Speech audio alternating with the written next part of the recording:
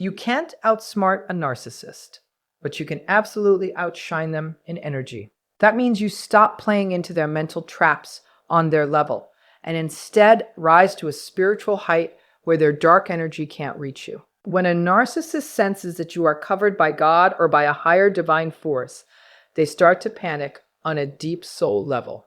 The parasitic demonic energy attached to them feels your divine protection, and it terrifies them.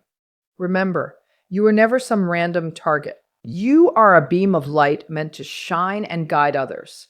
This toxic person showed up in your life with one main purpose: to put out your light before you could walk into your destiny.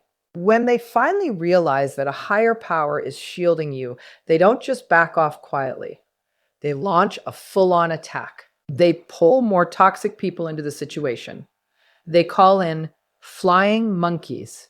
They use their most brutal, darkest tactics in a frantic attempt to destroy your faith. But it doesn't work because they thought they were blowing out a weak little candle, only to find out they were standing in front of a raging forest, fire protected by the divine.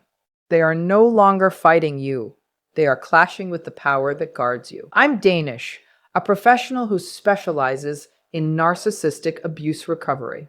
Welcome to my channel. Today, we're going to break down what happens when a narcissist realizes you are spiritually protected. To really understand their reaction, you first need to understand why they attach themselves to you in the first place.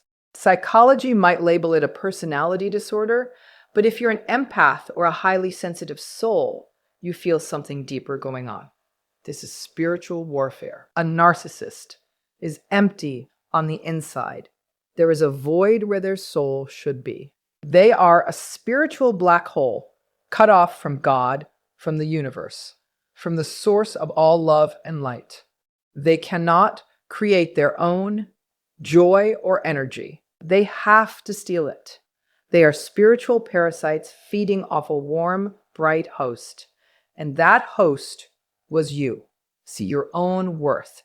You carry huge light. You have a purpose on this earth. Your empathy, your kindness, your ability to love deeply are not flaws.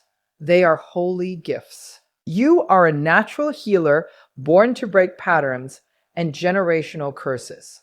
The dark energy inside the narcissist immediately senses your light, and that's why it attacks. They were drawn to you like a starving person to a feast, but their aim was never love.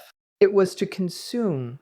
Their goal was to drain you, confuse you, and keep you small so you would never fully step into your power. They knew that if you woke up to who you really are, you would be unstoppable. For a while, their plan seemed to work. They sucked out your energy, made you doubt your own mind, and left you feeling worthless. You argued with them using logic, trying to fight them on their turf. And like wrestling a pig in the mud, you get tired and filthy while the pig enjoys every second. But then something changes. You hit your rock bottom, and in that darkness, you call out to your higher power, to God, to the universe, or whatever force you deeply trust. You let go. You stop trying to save or fix the narcissist, and you turn fully toward the divine. This is the moment your spiritual shield turns on. You stop trying to beat them with clever words and instead decide to out-vibrate them. To out-vibrate them means you raise your energy. You step into deep peace. You stop reacting to their poking and provoking. You stop defending yourself, and you refuse to let their chaos enter your spirit. You set up an invisible, divine barrier around your soul. The narcissist feels this right away. They're tied to you by an unseen energetic cord that for years they used to drain you. Every insult, every dig, every attack boosted their ego as your energy flowed into them. But when you become spiritually protected, that cord is suddenly cut. The narcissist fires off a cruel message, expecting tears, drama, or a fight. They wait for your reaction, but nothing comes. Instead, they run into a wall of divine calm. When they reach for you now, they hit an electric fence. This sets off a deep spiritual panic inside them. The dark entity hooked onto them is now starving.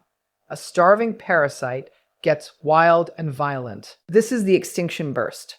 When they realize they can't break your shield by themselves, they switch tactics, they bring in other people, they gather backup, flying monkeys, they contact your family, friends, co-workers, trying to get through your protection by using them.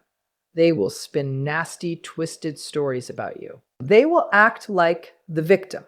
They will cry fake tears. They use these people as tools because they know they can't reach you directly anymore. Their plan is to crush your protective field with numbers alone. The dark energy they carry is very contagious, and it easily spreads to people who lack spiritual awareness. Suddenly, it can feel like the whole world is against you. This is the hardest part of the spiritual test. When the flying monkeys come after you, your normal human reaction is to drop your guard and fight, right? You want to yell? You want to shout, "I am good, I am right." But that is the trap. You have to keep your altitude. You must stay above the storm. If you drop down to argue on their level, you lower your shield. You have to trust the higher power that is covering you. Let the rumors move. A lion does not stop to bark at every little dog. You are under a higher authority. You do not need to explain your soul to people who are determined not to understand it. Fans, when the narcissist notices that even their crowd of flying monkeys still can't break your peace, they enter the phase of karmic boomerang. Spiritual laws are real. Energy cannot be destroyed.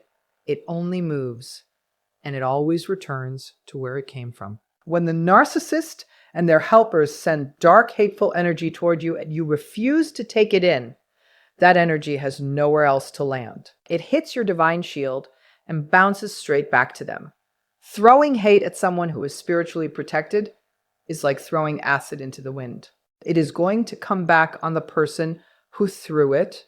You will see the narcissist's life start to fall apart because they can no longer feed on your energy to keep themselves going. Their rotten foundation caves in.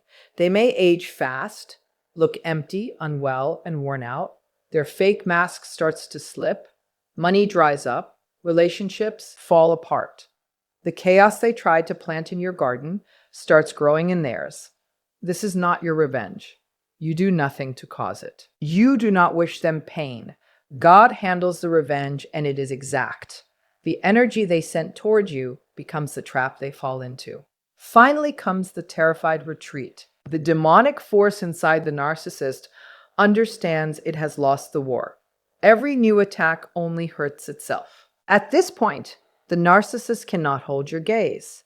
Have you noticed that when you are fully in your power, their eyes jump around? They fidget, they twist, they move as if they're standing in direct sunlight.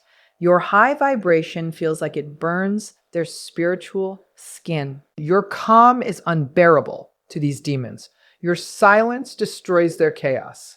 They cannot handle your presence because your light shows every dark corner inside them. So they run. They stay away from you completely, block you, or act like you don't exist. They scramble toward easier targets like cockroaches when the kitchen light flips on. From a distance, they may still hold on to hate, still whisper your name to flying monkeys or enablers, but they will never come near you again. They know the door is guarded and they have no access. This is the path of spiritual protection. It might feel scary at the start, but it ends in complete victory.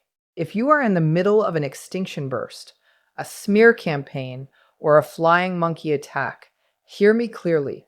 Do not drop your shield. Do not dim your light to make them feel safe. Do not climb back into the mud. They are attacking this hard because they are losing. Darkness only screams when it is being pushed out. Stand still. Breathe. Stay grounded. Surround yourself with true support. Keep doing the work to heal. You were born to be a beacon, a lightness. E does not dive into the ocean to rescue sinking ships. It stays standing, steady in the storm, shining its light. Let the storm roar. you stay anchored to something far stronger than their short-lived darkness. And with that, we'll wrap up this episode. Thank you for listening. I'll see you next time. Until then, as always, let the healing